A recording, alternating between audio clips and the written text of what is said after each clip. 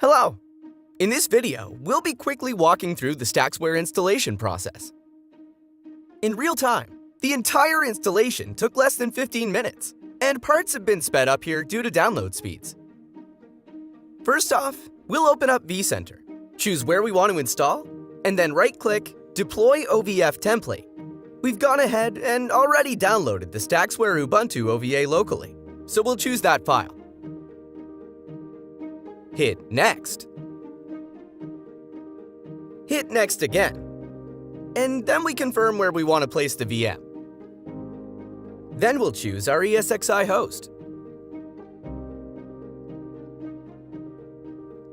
And then we'll select the defaults for everything else. You can check the box to power on after deployment, and then we'll hit Finish. I've sped this up here as the OVA deploys. Once that's done, we can click on the VM and go ahead and open up the console. So the bars you see here are actually Docker running on top of the Ubuntu image. All the StacksWare code is downloaded this way, so you never have to manually install and update.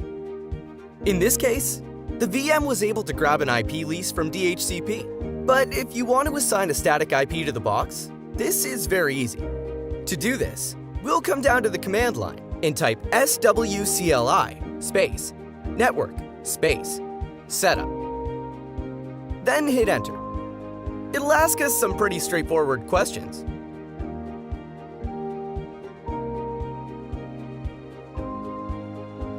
And in this case, we defaulted to just using Google's DNS servers. If internet is found, the VM restarts and we're good to go.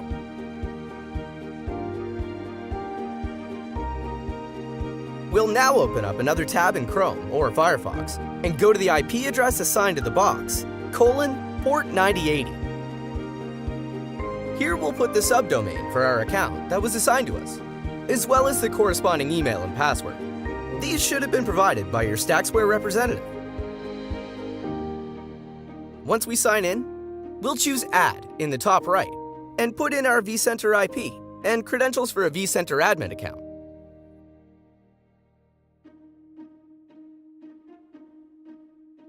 Then we'll click Next Item.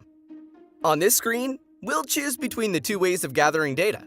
Continuous places a lightweight managed process on each OS, which allows for more real-time data and is actually less load on the VMs. This is the recommended option. Polling is available as a second option if you don't want a managed process on the VMs. Then click Next Item. On this screen, we'll be adding in Active Directory credentials. Enter an AD account that has local admin privileges on all the VMs you want to monitor. The final page tries to communicate with vCenter and loads an inventory of all the machines it was able to find. Once the table is displayed, a quick connection is tested to each one of the VMs using the Active Directory credentials. After a couple of VMs have succeeded, go ahead and hit Accept Credentials, and it will continue on with this in the background. Now hit Finish Registration, and congratulations!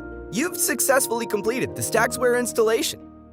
You can now go to your subdomain .stacksware.com to view the data. Thank you for taking the time to view this StacksWare installation video.